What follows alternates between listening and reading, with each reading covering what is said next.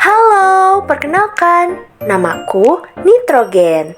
Aku merupakan salah satu siklus dari biogeokimia yang berproses dari komponen abiotik ke biotik dan kembali lagi ke abiotik. Aku merupakan unsur yang penting untuk penunjang kehidupan loh. Menarik banget kan? Sini, ayo dengerin ceritaku. Jadi, aku dapat ditemukan dalam unsur penyusun DNA dan RNA pada makhluk hidup.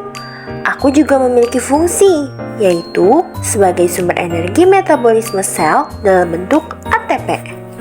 Terus, gimana sih cara manusia bisa dapat nitrogen untuk metabolisme tubuhnya? Tentu saja, manusia bisa mendapatkanku dari berbagai macam makanan yang dia makan, seperti tumbuh-tumbuhan, polong-polongan, dan juga daging. Selain itu, aku banyak terdapat di alam dalam bentuk gas. Bahkan, aku merupakan bagian dari 78% udara di bumi loh. Menarik bukan? Nah, aku yang dalam keadaan berbentuk gas tidak dapat masuk ke dalam makhluk hidup secara langsung. Aku harus melewati proses yang disebut proses fiksasi nitrogen. Ketika proses fiksasi nitrogen tersebut berlangsung, aku akan dibantu oleh bakteri Rhizobium yang hidup di akar tumbuhan. Kemudian, aku akan berubah menjadi amonia dengan bantuan bakteri tersebut.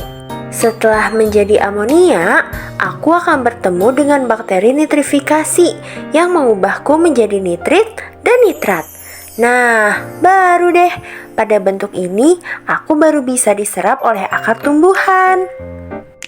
Teman-teman, selain dengan proses tersebut, aku yang dalam keadaan berbentuk gas dapat terkena sambaran petir.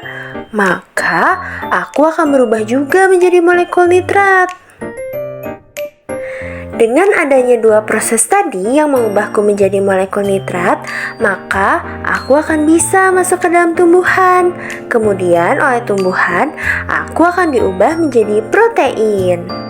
Setelah itu, tumbuhan yang mengandungku akan dimakan oleh hewan, dan hewan akan dimakan oleh manusia, atau tumbuhan akan langsung dimakan oleh manusia.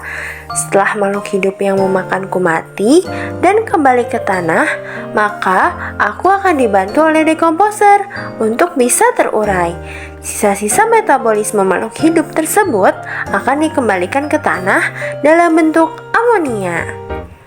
Lalu oleh bakteri denitrifikasi, amonia akan diubah kembali menjadi aku dalam berbentuk gas dan dilepaskan kembali ke atmosfer, sehingga kadarku di udara akan selalu tetap.